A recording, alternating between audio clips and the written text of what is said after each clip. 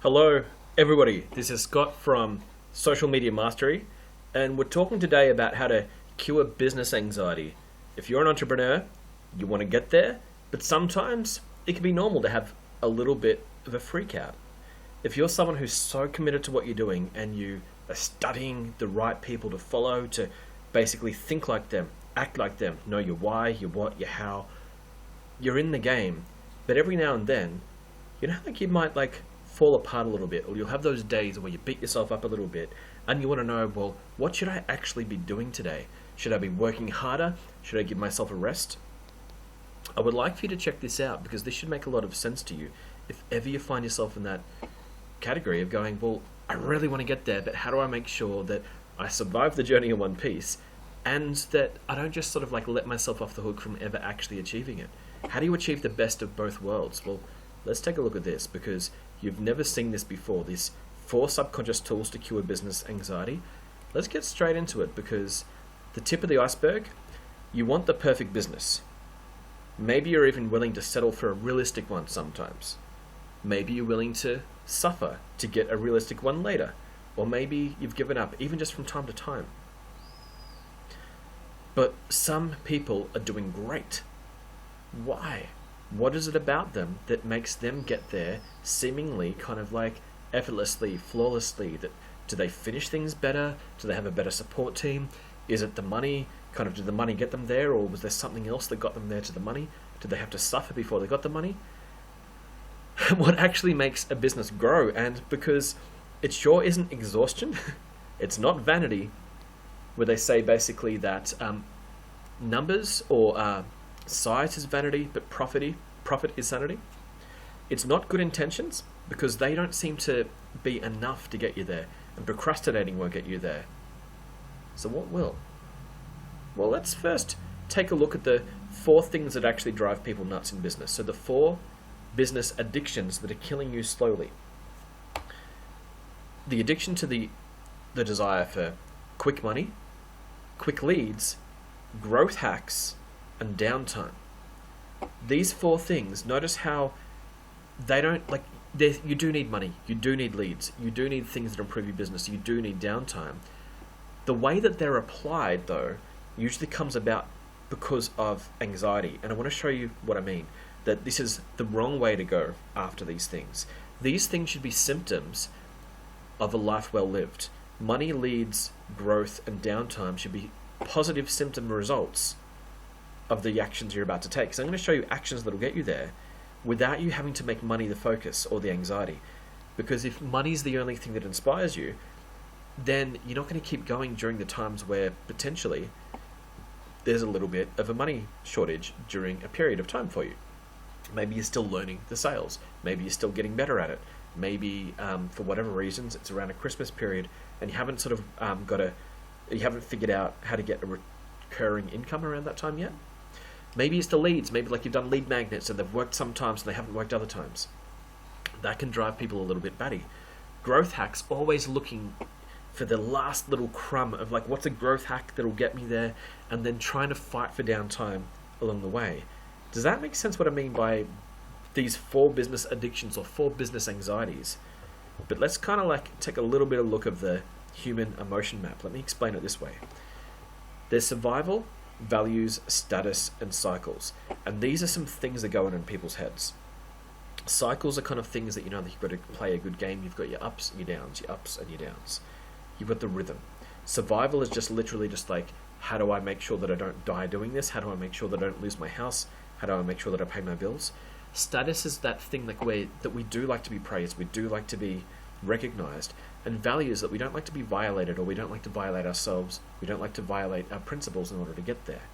These things are really important, but they tend to play out as a money addiction, a lead addiction, a growth hack addiction, and downtime addiction, instead of coming across in some sort of positive way. Let me show you how they play out. There's the surface layer, the deeper layer, and then the deepest layer. Behind the scenes, there are 3 layers. So the first layer is the surface layer. Taking a look at the surface layer here, money, leads, growth hacks, and downtime. As your business grows, there's these stages. Survival is something like, let's just zoom into that a little bit. Survival something like $0 to $80,000 a year. Status kind of is a little bit more like $80,000 to $250,000 a year. The values-driven business is somewhere up to maybe $1 million, and the cycles business that's been around longer and doing well is somewhere up to like about 10 million. But let's kind of look at the surface layer first. The first thing that people during a survival mode worry about is money. How do I actually pay the bills? If they're earning less than $80,000, money can become quite an anxiety. But notice how, like, once people are doing a little bit more than 80,000, how leads actually becomes a big anxiety. Like, you know, around the 250,000 something, leads become like, you know, oh no, my lead magnets are not working as well. And then people tend to really sometimes like get sick. During a bigger business, like 250 to $1 million, people are looking for growth hacks. They're looking for like platforms they're looking for like hacks for the algorithm. They're looking for whether it's Facebook, TikTok, Instagram, Google. They're looking for something that potentially might only have a temporary output.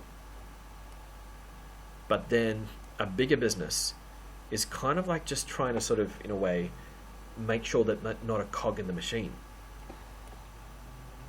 But beneath the surface, the deeper layer is that whenever you find yourself having a money issue or a money anxiety, sorry, I clicked on that and zoomed a bit too far, actually take a break and work on your health. This will sound kind of weird, like as in, like if you're earning between $0 to $80,000, the reason that you need to work on your health is that you're in a hustle stage. You're likely to be putting in the amount of hours that might harm you physically if you don't take breaks from it, or if you don't have a body management system, an energy management system, where you allow yourself permission to put your body before your money, then the money's not going to improve. So this deeper layer, layer 2, is actually helping layer 1 happen. Your money is more likely to take care of itself if you look after your body first. Then what about leads? You want to be able to get more people into your business. Instead of always just looking for more leads, aim to be more up to date, because what that does is that if you've finished the work that you're supposed to have done already, you've finished the steps, then you don't have like all these things that are half finished. When people have things that are half finished, leads almost become impossible, because even if new leads came into the business, they're not keeping up with the work that they're supposed to be doing, and they're not keeping up with whatever new marketing project they were on. They're actually, instead of looking for new marketing projects all the time, stick to a marketing project that you have. Be up to date with it. The next stage to become a bigger business, like a values-driven business, if you want to grow, if you want the ultimate growth hack of all time, once you're at this point where once you are up to date, it allows you to afford this thing, which is be out there. Be on the stages, be at the big network groups, be speaking at as many places as possible. If your health is okay and your work is up to date, then being out there will really actually help to scale you. And then the last part of the sequence, the cycles-driven business, if you want more downtime, the best thing you can do is, instead of focusing on being able to take downtime, like you could just remove yourself from the business, but it might crumble around you. The best thing to actually focus on at this stage is to know the playing field. This is like the OPM and OPT, like the other people's money, other people's time. Know which people out there should be employees that were willing to give up their time so that they give you their skills for their bills, and know which people out there would like to be your customers because they have a problem. So you need to know the problems that are out there from people who have money, and you need to know the skills that are out there that can make those problems go away from people who want their bills to go away, and you become the mastermind behind the whole enterprise, where your downtime gets better if you know your playing field better. So instead of like looking at it as like get money, then get leads, then grow, then get some downtime, what if this was your plan instead? Make these your 4 priorities. Look after your health, be up to date with what you're working on, then get out there as much as possible and know the playing field of your business. Does that make sense? Like, I know that like we need money, leads, growth, and downtime, but what if down here was the real focus? So at the deepest level, what should you actually be doing? Well, the P4 of human success has pain, perspective, plans, and people. Let's take a look at it. So the 4 steps to growth: pain, plan, people, and perspective. What's causing you pain? If you find yourself to be in pain physically or in pain psychologically, make a decision now to fix it or to take a break.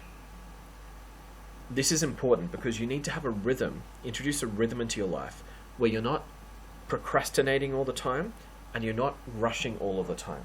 That you want to make sure that you're moving between working on your list, getting things checked off your list, and the other half of the time of the rhythm, downtime, play, let it go, smell the roses, smell the coffee, live life.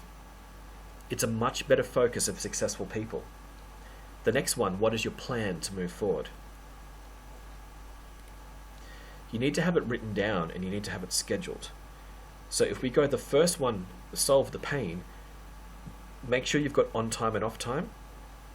During your on time, make sure your plan is written down and scheduled, or else it's all for nothing.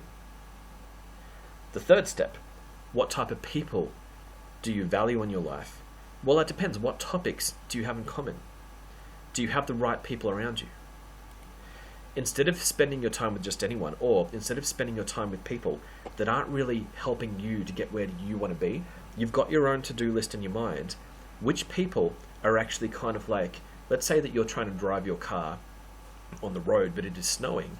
Let's say there's someone there that seems to keep pushing the snow out of the way so that your car can keep moving forward. Those are the people that will help you to grow.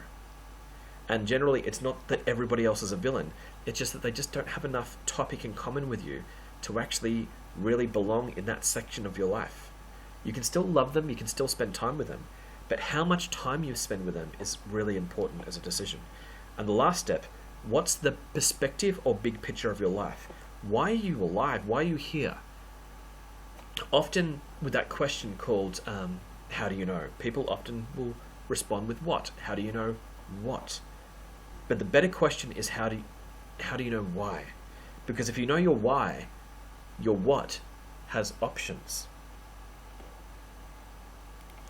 What's really at stake here? If you know what's at stake, notice how it lets you look at your life in a way where things in your life can move that potentially couldn't move before. Let's say, like, if you were playing small, are you doing everything yourself? One version of playing small is to have very small goals. But another style of playing small is to make yourself the only person who's doing all of the work. I hope that helps. I hope that makes sense. Because let's look at this one last screen I've got. What to do and when. Let this be your guide. Let the step bring the results. So this is your cheat sheet for life. This is your cheat sheet for your business. So the awareness, if you find yourself in pain and you find yourself feeling anxiety around money, actually stop and work on your health first. That's going to help you to do your plan where you're getting leads and sales. You need leads and sales to get money. But if you make sure that your health is okay and make that your first step, the $80,000 is going to be a lot easier to achieve in the plan. If you have something going on with your plan, if you feel unsure about what to do next, instead of having anxiety around how many leads you have, instead of trying to always just grow your business that way, make sure that you're up to date with the things that you're supposed to do first. It's that Zen mind. Clear your plate, feel the space around you, and notice that any leads project you work on then works better because you're finishing your old leads project before building anxiety around, well, how do I grab and snatch new leads? Well, it's like, well, finish the project that you're working on. It's like when people go like, well, what book should I read now? Well, for starters, finish the one you're reading now, and then I'll give you a suggestion for the next book. And that's the $250,000 per year mindset. If you notice an awareness around there's something going on with the people in your life, sometimes the first thing you want to do around those people is experience as much growth as possible. Like, I'll show them, like, you know, either they don't love me enough, they don't respect me enough, or their goals are too small. I'm going to grow so that those people can sort of see me as an example to help them out. A better step instead is to get out there more and just meet new people. Get out on the stage, get out to the network groups, get out and be out there where your topic is. That's the 1 million per year mindset. And then the perspective, when you've got an awareness that maybe your perspective potentially might need changing, the first thing people become addicted to is downtime. It's like, I'm going to go away into the cabins and basically just drown myself with wine or something. The best thing you can do to change your perspective is to know the game. And that's the 10 million per year mindset. So this video is not like, say, a marketing step-by-step what to do, how to market. This is a mindset video to say that what do you do if you find yourself feeling really terrible or feeling anxious around any of these things? We're saying go for this column that has the tick, and you're much more likely to then be able to take care of this column that has the cross. What if instead of your plan being money, leads, growth, and downtime, what if we kind of flipped the order a little bit and went, what if your plan was health, be up to date, then get out there and know the game? Does that feel different? Does that feel better? I hope it does, because it's something that's helped me and it's something that's helped a lot of people before, like, what's going on in their head. So get there faster with the right focus. Relax, do the steps, ask for help, and it will turn out fine as long as you're committed to what you're doing.